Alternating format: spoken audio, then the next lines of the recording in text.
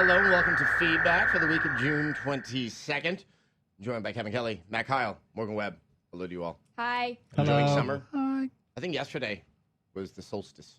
No, Yeah. it's today. Today. Well, tomorrow. Well, it will be for, yesterday for, when this right. goes up. Tomorrow. Oh, it's not Yeah, live? Yeah, I know. Yesterday, 4 days ago, Time travel. a month and a half ago. Yeah. At some point. Third But days.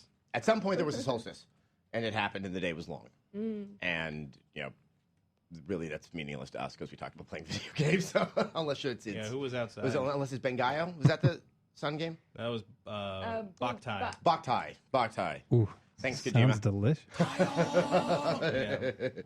Yeah. So now if you go to the site, last week we were talking about the nominees for Best of E3. Now we have the winners. It's Right. up. The big one, BioShock Infinite. I think one of the things that we should point out is on this list, when we say there's the best, sometimes the best was far and away the best compared to the others, and sometimes it was a little tight, because I think for the game of the show, there was a handful of games that were decidedly impressive. There definitely were, but I think BioShock Infinite really had a lot of buzz about it. Yeah. Because it had this kind of demo that they did behind closed doors, but you could get in to see it. It Yeah. wasn't inaccessible. But everybody was talking about it, and everybody was walking around the show saying, have you gotten in yet? Have you gotten in yet? And that really just helped build the hype. And there's a around E3. turning point in that trailer or that gameplay demo Yeah. where you were like, your jaw hits the floor. I mean, Right. people overuse that phrase, but literally I was like blown away. It took about a good 5 seconds in this reveal where suddenly, the passage of time is going to change in this game. Where I was like, hold on, what am I looking at? Right. Well, and I was so firmly in the Skyrim game of the show boat. I was definitely because I gave Oblivion a 5 when we reviewed it. You remember back when in San Francisco when Morrowind came out, I didn't have a PC at home, so I would stay until midnight at the office playing it, just in the game lab. It's very sad, really. But I was like Skyrim, and then the last thing we did at E3 was we went and saw the BioShock Infinite demo, and I walked out of it. It's like, well, that's the game of the show. Yeah. There's no question. And I think to its credit, because once again, Skyrim is, I cannot think of a game I want to play more this year than that. But there was, I think, for a lot of people, a sense of, it just confirmed suspicions. Whereas there was a lot more mystery surrounding BioShock, because it is a very fresh game. It's not a sequel. There's It's so nothing many people like that. Sort of, and I'm one of them in that mindset of I don't think you really want to make a sequel to BioShock. I think BioShock 2 helped prove that. Yeah. And it was just kind of that element of is Ken Levine, even being Ken Levine, going to be able to catch that lightning in a bottle again? And yeah. Yes, and Looks to the like guy he who did. I kind of snapped at E3, really tired, he walked with me as I was going over to see some demo, and he was like, what's your favorite game of the show? I said BioShock Infinite, and he goes, why? BioShock 2 was so bad, and I didn't have much patience or anything at the time, and it was a little miffed that the gentleman didn't know that, obviously, Ken Levine has nothing to do with BioShock 2, or at least not in any formalized way. Let's go over just a couple. I don't want to go over the whole list, because we want people to go to the website so we can get that click. Best trailer went to Overstrike. Which is the new game from Insomniac, and Multi-platform. it's a multi-platform. Yes, Now, once again, it's very not important. an in-engine trailer, and that's typically, you're like, well, hold on, that's not really the game. The only thing I can say about that trailer, that's one of those few non-engine trailers that really tells me something about the damn game. It's also so early that I wouldn't want to ding it for not having gameplay. There are some games that are coming out soon. If they didn't have gameplay in their trailer, it would be it'd be weird. It's like, what are you hiding? Well, but also then it's like they're just introducing the characters and the concept. And that it's multiplayer, and that there's different types of characters with different skills, and they have weapons that still seem reminiscent of both Resistance and Ratchet. And there's also the element of I watched that and I was like, I would see that CG film. It was like, I wish the trailers for the upcoming CG movies from DreamWorks or whoever, I wish they were more interesting like that. It was like, oh, that's probably a pretty good story. Even if it wasn't a game. It leaves a sense of mystery. Whereas, you look at most movie trailers out there, I'm like, well, I've seen the movie. In a world. Well, it's a good the facial animation, especially on the main guy, is very good, and they've clearly got the characters down, and there's going to be some banter to it. And there's going to be some humor. Most of the CG companies feel like they could make films. Who can hate that? Blur's cutscenes are so amazing. Why don't those people make feature-length film? I don't know. I've asked that about Money, Blizzard I for guess? years. Yeah. Yeah, I guess it's expensive. I don't know, but I mean, on one hand, I guess it's like you're making money making trailers for the older public every year because it's never coming out. So why would you give up that gig? we'll and probably start have making another one feature soon. films? Another one that I wanted to bring up is best Nintendo game.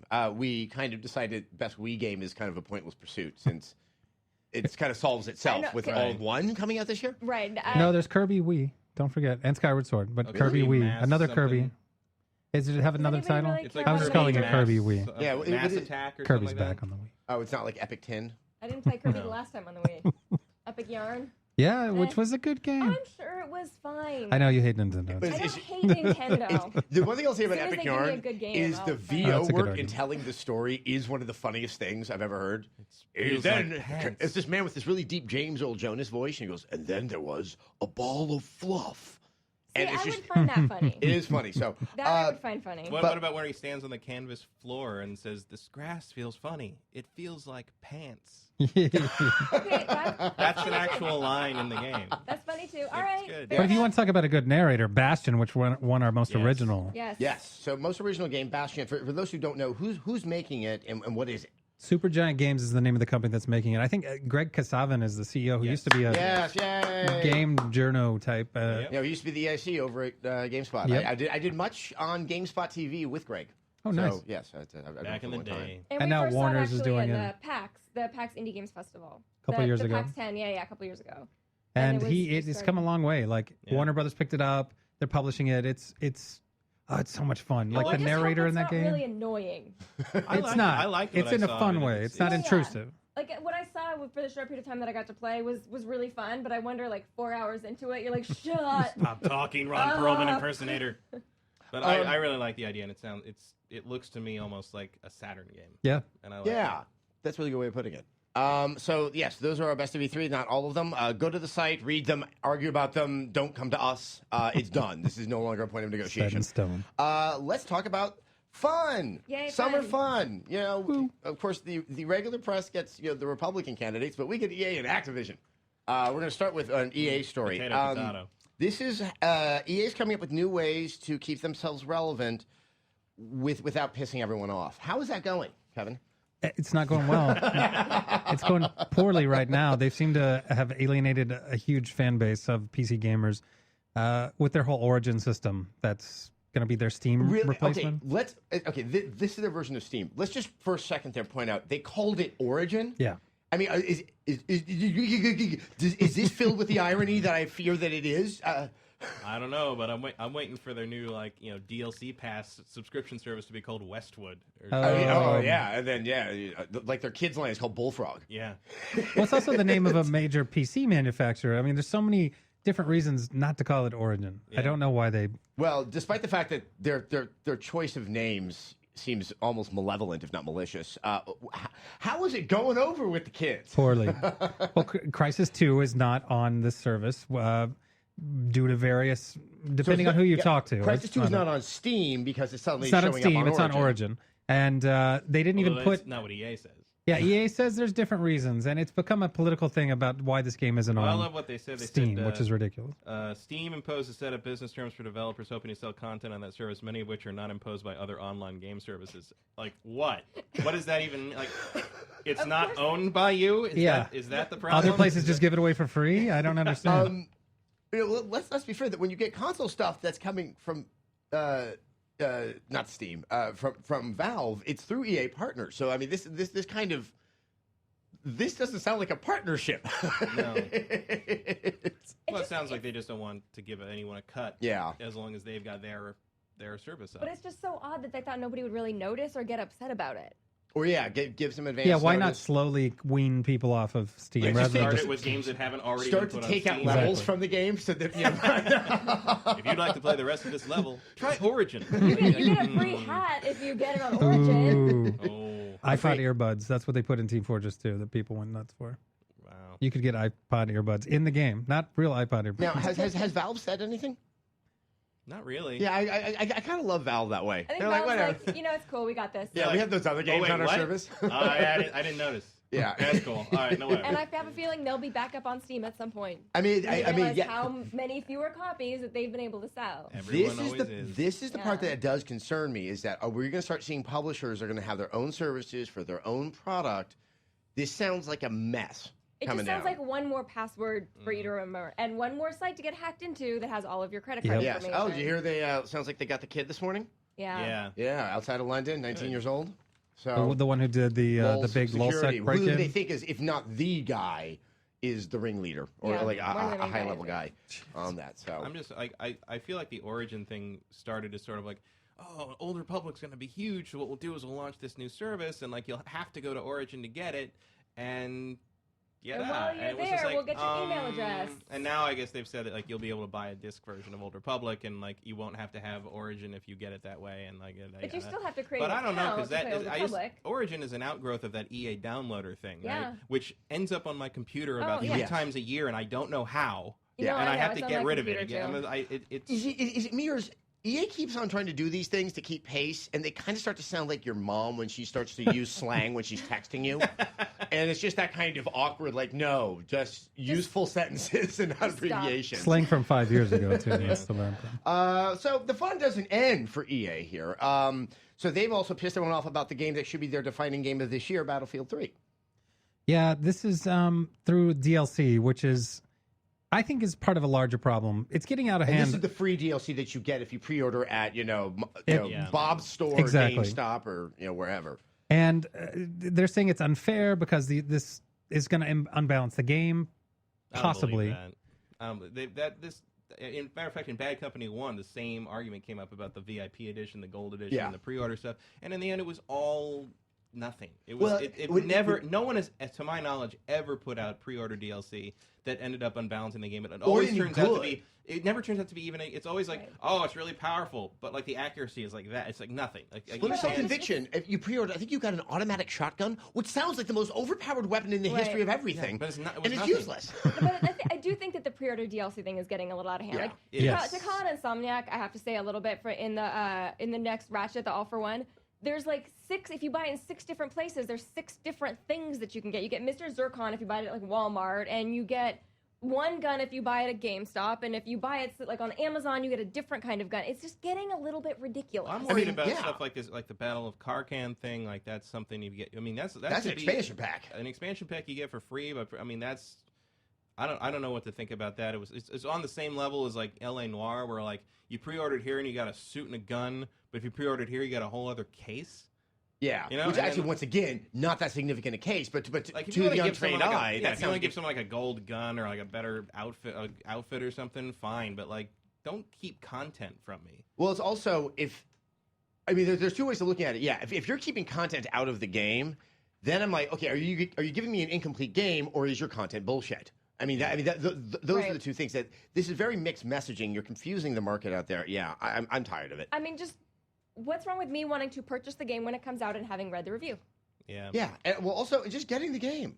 Right. I want DLC, but I want my DLC after I've enjoyed the game. Well, it's become so front-loaded, and the industry's become so front-loaded, almost like movies. Yeah. Where it's like you got to sell that first month's NPD, and after that, like something else is out and taking the thunder. So yeah, I talked to some retailers, and they were saying we have to have those pre-order bonuses because we need them to sell units, and it's just a dirty thing that's a necessary part of the industry right now. More transparent about stuff like the Mortal Kombat DLC, like pre-order stuff, which is all the classic costumes and fatalities for like Sub-Zero, Scorpion, Reptile, and Jade, I think, or maybe Melina. It was Melina. Like I wanted pretty much all of it because I like Mortal Kombat, and like so I was like, well, I don't want to buy 4 copies of the game, and I was like, well, trying to figure out, and like no one would admit that later it would be available as DLC, and you'd go to the store and like they'd be like, no, DLC pre-order DLC never becomes available. I'm like, bull.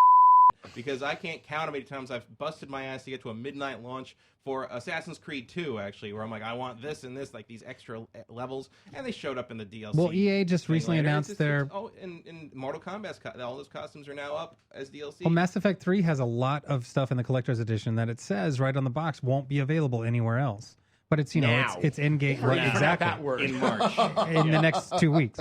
But it's very clearly stuff you can get in the game, or exclusive stuff that you have to get by spending $40 more or whatever. I don't have a problem with that in terms of Mass Effect because I will buy the collector's edition of Mass Effect. But like sometimes, but otherwise, like, why, I object. Like it's weird. Well, it is a pain. And the other thing is, and the patch is a great idea. EA is about the worst on this one, and it's really becoming irritating to me. I saw this with Alice. I remember this with Mass Effect 2. Dragon Age. You remember people were making charts of what the DLC and bonus but stuff when was I'm doing those reviews, I don't have that because it's part of their stupid online service that they haven't flipped the switch on.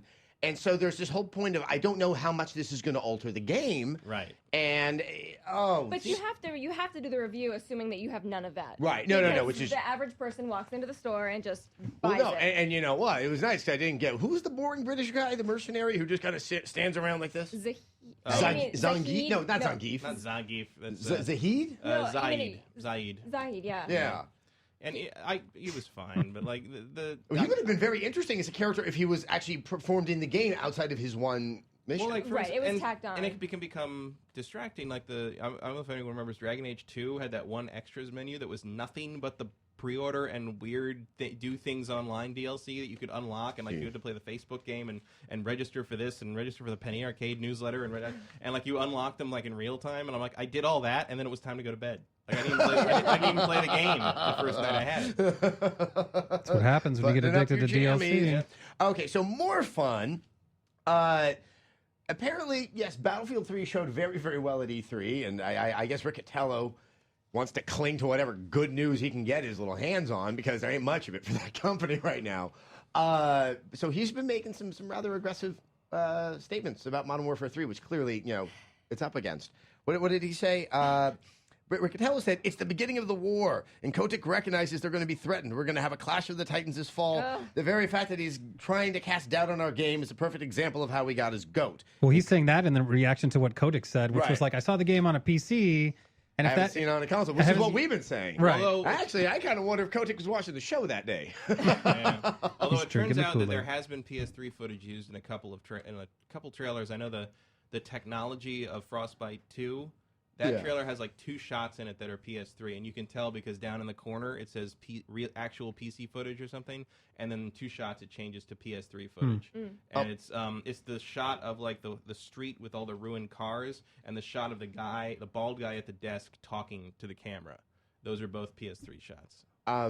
There's one other Riccatello quote where he said that this game is going to take down Call of Duty. It was built to take down, he said. Built to take down Call of Duty. It's like when you put a phone out and they say, this is the iPhone killer, and you're like, just shut up. Yeah. Well, you've already set yourself up for failure. You're setting yourself up. And I'm not saying that it can't compete. Right. It's just like, why set yourself up for that comparison? I just kind of like, I think there's something personal going on here. I mean, look, we got 2 middle-aged men that are both, have large market cap with their companies, and they hate each other. And it might have something to do with a lawsuit that's going on as well between the two. But hey, wait, I kind of like this psychodrama. One of those 2 guys is in a movie with Brad Pitt, and one is not. Absolutely. Yeah. Bobby Kotick has a cameo as the owner of the Oakland Athletics. In Moneyball. I don't get it. Everyone should just watch the trailer. It's just... Okay. It's like when one of those scary faces pops up in a video you're watching, and you're like, it's a Bobby Kotick. It's like with the African masks and The Exorcist. That's what it's like. That guy looks a lot like Bobby Kotick. Oh, God, it is Bobby Kotick. Why? You got that aspect because you're in the industry that like you wonder if everyone else is seeing him too, or if he's just suddenly going to turn and look right at you. Well, here's the thing. He's wearing the same outfit the last time I saw Bobby Kotick at DICE giving his keynote. It's his go-to. Also, most people don't stand up well when put side by side with Brad Pitt. It's even worse for Bobby Kotick. If you haven't seen this trailer, see the trailer. But there is, there is a lawsuit going on. EA has now been grouped with Infinity Ward in this little battle with Activision. And I know there's some stuff that was published recently about how, there was a motion to dismiss and, it was turned down. Not really a big deal. It actually turns out to be a thing called a demurrer. And that is, you're asking to dismiss the case based solely upon the complaint. And the complaint, we actually read on this show, are filled with hyperbole and is propaganda just kind of stating your case. The likelihood that there's enough merit within that to actually say the case should be dismissed is slim to none. And this whole thing is such a drama, and it's going to go back and forth 17,000 times, and no one's actually ever going to know what really happened. Something interesting, I think, is going to happen. It happened with my wife, who's a litigator. It's the only way I know about these things. We're going through some filings. Apparently, there is a hearing on the 6th of July where Activision is requesting, it's through discovery, a piece of evidence that they believe that, I believe Infinity Ward has. They said they either want it returned or destroyed. Now, if you want evidence to present at a trial, these are the X-Infinity War guides. Then? Yes. I'm sorry. X-Infinity War. I'm using shorthand in my head. It's probably code. I mean, I can That's see they either want it returned or destroyed. Right. Yeah. I mean, I can actually see that. So what would they have that they would want back for purposes of the trial? But if they can't get that, they want it. They have to have it destroyed, That's which is weird. What would that be? It would almost have to be code. Just code. I mean, intellectual property. It's something that Activision believes belongs to them and is. Facebook photos. But would these guys be Sexy crazy Facebook enough? Please to delete do that? those. Right. I mean, I think that's presuming something that I'm having a hard time believing that Vince and Jason would have done something that illegal. I mean, that's dicey. It's being suggested that they were actually working on this game while they were still at Activision. Right. So, who knows? And contacting, I think, was the big deal. Like reaching out to other companies. Talking to EA, talking to was these a bad companies thing. Yeah. With their email addresses, like traceable stuff. So who?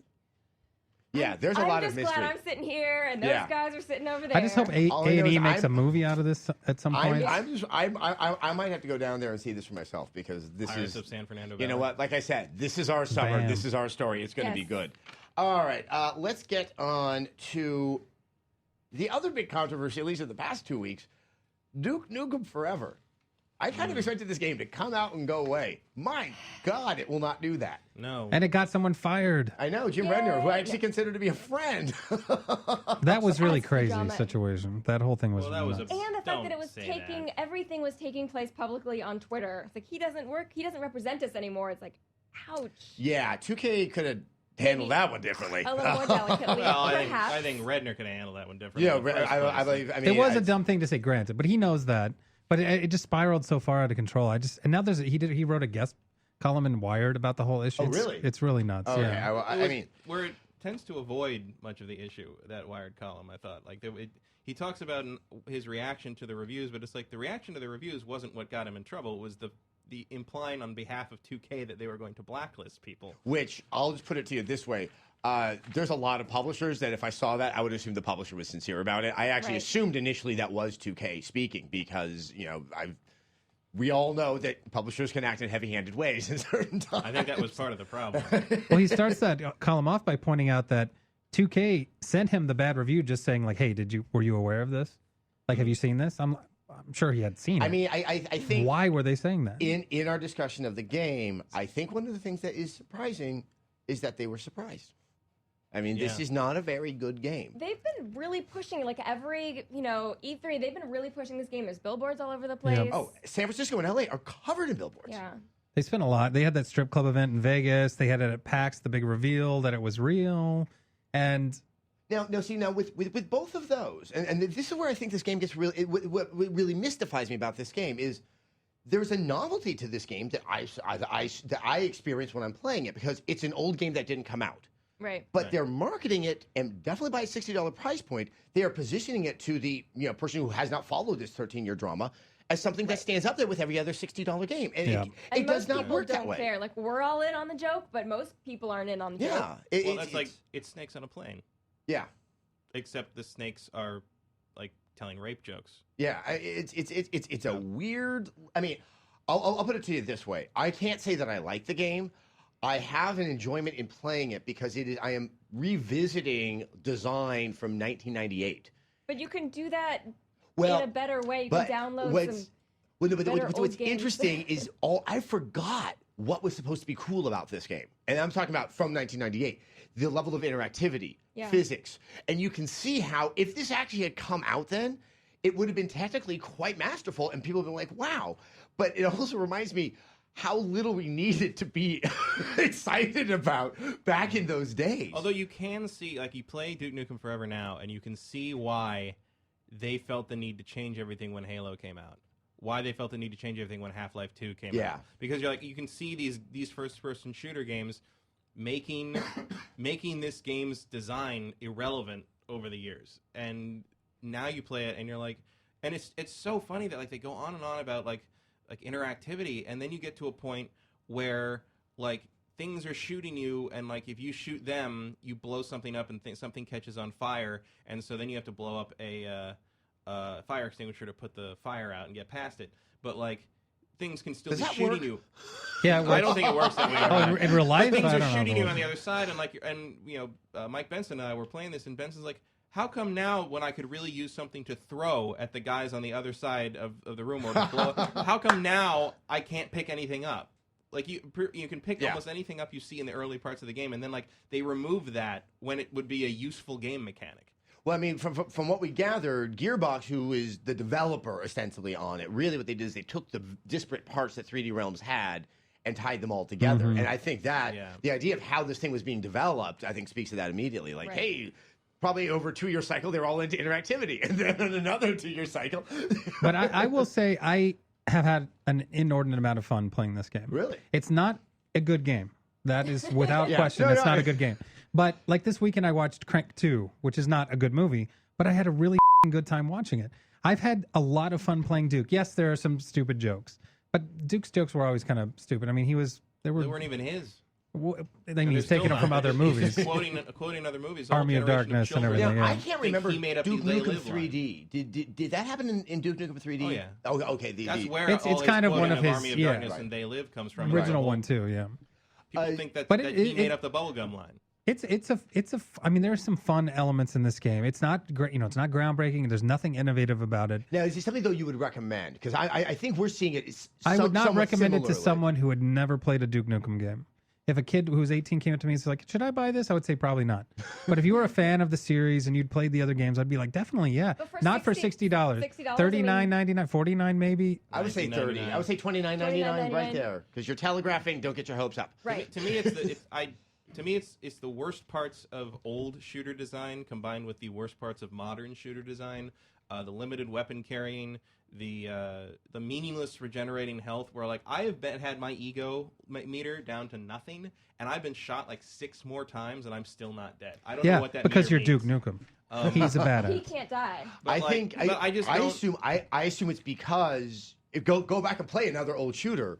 And I'm like, it's almost impossible to get through because mechanics have changed. So I think they had to do that then so that you can survive the game. The language changes too. Like the sort of the clues that tell you how to get past a certain part have changed over the years. It's but you've also still got the old mechanics of everything goes on too long. Yeah. Everything is just shooting gallery with no variation. The once you've seen one enemy, enemy type will never surprise you again.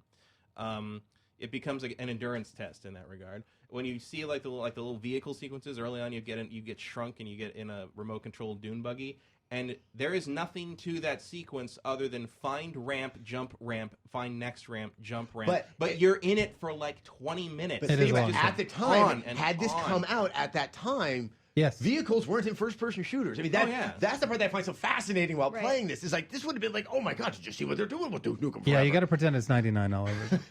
Which throw is on, scary. I'm not paying $60 to pretend. Throw on like Moby's Play. You could pretend maybe for free. that really good Beck album with the cigarettes and whatever in it. Yeah. But even on top of that, I would still rather go back and play Duke Nukem 3D or Kingpin, Quake 1, like all those games that just they actually have a nostalgia thrill to them, as opposed to like playing this now and being like. Also, the games back then were not quite so blatantly like.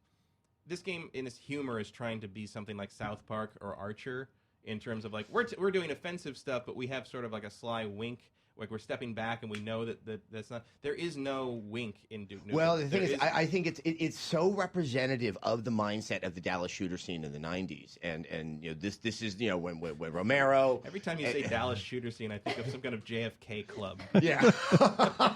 I think of like co-eds drinking shots in a bar. And Mike Wilson from Gathering of Developers, formerly of other companies. I mean, as you can see with just in the larger tech industry, a lot of kind of awkward nerds became very, very wealthy overnight, and there are certain rock and roll fantasies and a sense of indestructibility that kind of informed a lot of those games back then. I think you're being a little kind about it. Oh, no, I'm not excusing it, because I find it rather appalling. But once again, it's a document of just, I remember how everyone behaved back then. This definitely feels like a product of that generation. I mean, there's no question about it. And I think at the end of the day, I miss the youth it reminds me I had during that time, but I don't think I miss the games. I think I'll put it that way. And it also reminds me of why I like the marathon games better at the time. Oh, come on, let's go play Kiss Psycho Circus. Well, you brought up the humor thing. We were talking about this upstairs. Shadows of the Damned has a really juvenile level of humor where there's a gun called the Boner, and it can deliver a hot boner payload, which is just such a classic. And it's in the instruction manual. The line's in the instruction manual. There's a bunch of other jokes. There's poop in that game too. Was it poop? It's one of the two. Because here's the thing. I don't know why. Boner is an inherently funny word. See? Poop is funny. Is not as funny. Yeah, but boner, it has this potential to have this sort of violent sexual connotation. That's what's worrying about that. Right. No, I haven't played it. I'm actually going to pick it up right after this. Because look, Japanese games, they can hit it on the mark, or it can be like, whoa, hold on, we have problems here. Suda, because I don't think he had much to do with No More Heroes 2, usually seems to know that. And Mikami's never done this before. So I'm interested. I'm interested. Yeah, we'll see how the balance. I haven't cracked a smile at anything in Duke Nukem Forever. Not once. And what about when you see dead Isaac Clarke? You didn't see that? No. Oh, all right. I saw that when he says that Halo armor is for pussies, and when the overly masculine yet strangely homoerotic military guy you're working with talks about how he had to go help his friend find his wife because that was so gay or something, which is clearly a Gears reference to Dom. Yeah. And it's just like, if you're going to make fun of other games, you should probably make sure that your game is better than those games. Well, Matt Hazard has this reminds me of this is Julie Haggerty in Airplane talking to Raymond Burr saying, "Do you know what it's like to laugh and laugh?" And he's like, "Yes, I do." That's what Matt's like. These are not funny. I think the final thing is, and this is because we know that Gearbox published this when they acquired the entire rights to Duke Nukem. So obviously that's with intention of having games in the future. I mean, what concerns me the most is this could just put the nail in the coffin to the viability of the franchise because so many people are going to buy this thing and go, what the hell is this? Did people really care that much about the franchise? I mean, I guess people were interested They did issue a statement on Saturday saying it'll continue. The IP will continue. I know you're happy about that. I think Street Fighter 4 and that success speaks to the level of memory and that a real game buying generation has for classic franchises. Right. So, it was just never, I guess, one of my beloved franchises, so that's why I was like, oh, it'll be fun, but I kind of miss Duke Nukem 2, because I think you have this too, maybe you guys, my college years are a huge eclipse of what was happening in games at that time, because I didn't have the money. Right. Where if I had money, it wasn't going to video games, it was to keep me comfortably I don't know, there were so fewer games out then, though. It was like, you really saved, you got what you wanted, then you played it for a long time. Yeah. But like Duke Nukem was right around the time where I still didn't have, I had a Mac, so I could play, so I could write papers. So I wasn't playing, that many PC games. It took a little while working at a bank to save the money to actually have a PC. Disposable income. Oh, God, that was, I remember that first paycheck. I'm like, I have autonomy.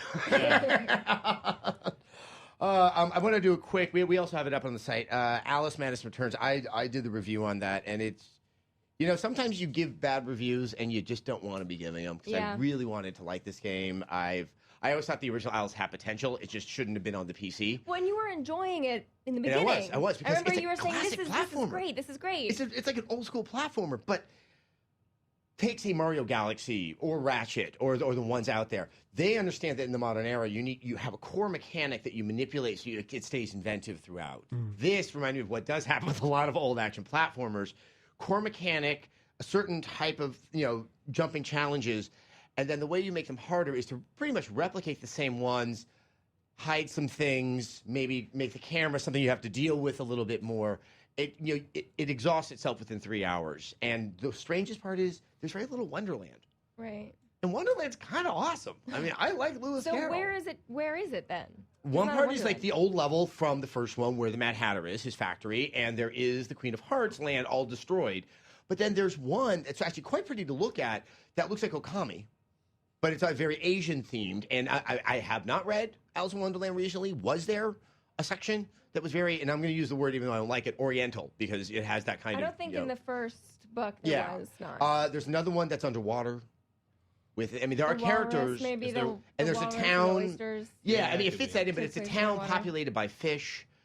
That sounds familiar. Okay. That might be Through the Looking Glass. I don't know for sure. It's just, at the same time, it doesn't have that mystique that the first one had of taking something everyone was so familiar with and really kind of warping it a little bit. Is there a level in Los Angeles on a really bad day? No. No, and there's no Grimm's Fairy Tales. That's unfortunate. And you know what? There's also no Quake levels in it either. And everyone needs to remember why American McGee was American McGee. He was over at id making Quake. Like what you say about we didn't want it to be bad. Like I don't want Duke Nukem Forever to be bad either. Like it was such a fun Travolta story. There's an element also of like that character could be good. Yeah. If you played him right, if you played him more in a self-aware manner in terms of like an archer kind of thing or a cartman. Yeah. And I think if you want to repair the damage done by Forever, I think I know what you do with it. Make Duke a character class in Borderlands 2.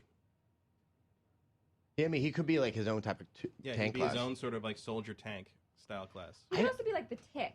Like he could do something. He could be more like the Tick. Like a Tick kind of character. Or Captain Quark, which is sort of the Tick. Well, but there's also I think there's other fun to be had where you do the fish out of water, where he is supposed to be an 80s action icon. Right. Put him in the values of the modern era with like Jason Bourne movies. That's what action is now. That does not fit very well with that. I mean, there's a lot of comedy that can be mined out of this. It's not as evident in Duke Nukem Forever. So that's it for this week's feedback. I want to compel everyone to go look at those best of winners from E3. It's up on the website. Kevin, thank you so much for coming by. Matt, Morgan, we're going to be probably talking about this Activision thing going forward. What needs to be destroyed? Well, we'll find out sometime in the next month right here on Feedback. Hi, I'm Blair Butler, and if you like comics or you watch the Fresh Ink segment on Attack of the Show, guess what? I review brand new comics every single week on Friday. Just go to g4tv.com/freshink and you'll have comics galore, a virtual waterfall of comics, although that would bend them and that would decrease their value, which is terrible.